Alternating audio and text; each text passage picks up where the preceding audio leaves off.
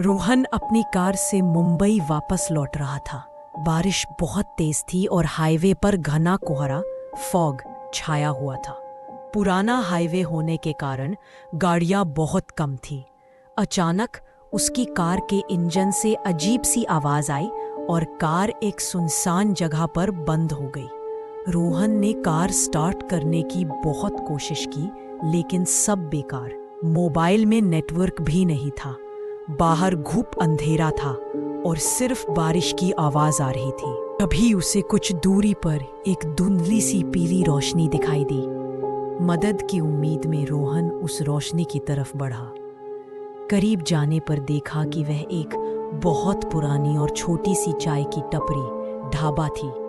टपरी बहुत जर्जर हालत में थी, जैसे सालों से किसी ने रंग रोगन न किया हो। अंदर एक बूढ़ा आदमी बैठा था। उसके चेहरे पर झुर्रियां थीं और वह कांपते हाथों से स्टोव ठीक कर रहा था। काका, मेरी कार खराब हो गई है, क्या यहाँ कोई मैकेनिक मिलेगा? रोहन ने पूछा। बूढ़े ने धीरे से सिर उठाया और बिना किसी भाव के कहा, इस तूफान में कोई नहीं आएगा। सुबह तक इंतजार करो, बैठो, चाय पी लो। रोहन के पास कोई चारा नहीं था। वह एक टूटी हुई बेंच पर बैठ गया।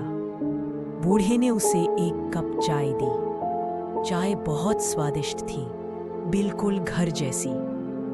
रोहन को थोड़ी राहत मिली। सन्नाटा तोड़ने के लिए रोहन ने बात शुरू की। काका, आप इतनी रात को अकेले यहाँ डरते नहीं? बूढ़ा आदमी धीमे से हंसा। एक ऐसी हंसी जिसमें खुशी नहीं बल्कि दर्द था। डर तो जिंदा लोगों से लगता है साहब, यहाँ तो सिर्फ यादें हैं।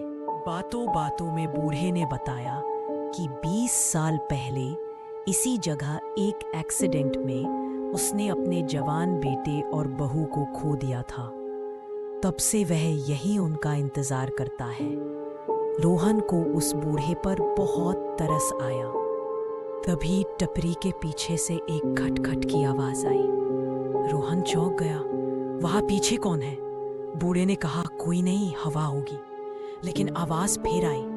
इस बार किसी के रोने की दबी दबी आवाज थी। रोहन के रोंगटे खड़े हो गए। काका, कोई रो रहा है, मुझे देखने जाना चाहिए। रोहन उठा। बूढ़े ने उसका हाथ कसकर पकड़ लिया। उसका हाथ बर्फ जैसा ठंडा था। मत जाओ साहिब, वो बस हवा का वहम है, तुम अपनी चाय खत्म करो। रोहन को अब अजीब सा डर लगने लगा। बूढ़ी की आंखों में एक अजीब सा खालीपन था। रोहन ने अपना हाथ छुड़ाया और कहा, नहीं, मुझे चेक करना है। रोहन टपरी के पिछले हिस्से की तरफ बढ़ा। वहां अंधेरा था। उसने अपने फोन की टॉर्च जलाई। वहां कोई नहीं था, सिर्फ एक पुराना पेड़ था। लेकिन पेड़ के नीचे एक टूटा हुआ पुराना फोटो फ्रेम पड़ा था। रोहन ने उसे उठाकर साफ किया। फोटो देखते ही उसके पैरों तले जमीन खिसक गई। फोटो में वही बूढ़ा आदमी था, लेकिन उसके गले में हार चढ़ा हुआ था और फोटो पर तारीख लिखी थी 12 जुलाई 2003। रोहन का दिल जोर जोर से धड़कने लगा। वह पलटा और चिल्लाया, काका, ये क्या है? लेकिन वहां सन्नाटा था। वहां बूढ़ा आदमी वहां नहीं था। स्टोव ठंडा पड़ा था, जैसे घंटों से जला ही ना हो। और जिस कप में रोहन ने चाय पी थी, वह कप वहां था ही नहीं। बेंच पर धूल की मोटी परत जमी थी, जैसे वहां कोई सालों से नहीं बैठा हो। रोहन पागलों की तरह अपनी कार की तरफ भागा। डर के मारे उसके हाथ कांप रहे थे। जैसे तैसे कार स्टार्ट हुई, जो पहले नहीं हो रही थी, और उसने कार भगा दी। अगला दिन सुबह रोहन की नींद नहीं खुली। वह पूरी रात ड्राइव करता रहा। उजाला होने पर वह पास के एक पुलिस स्टेशन पर रुका और पूरी बात बताई। इंस्पेक्टर ने रोहन की बात सुनी और गहरी सांस ली। साहब, आप किस्मत वाले हैं।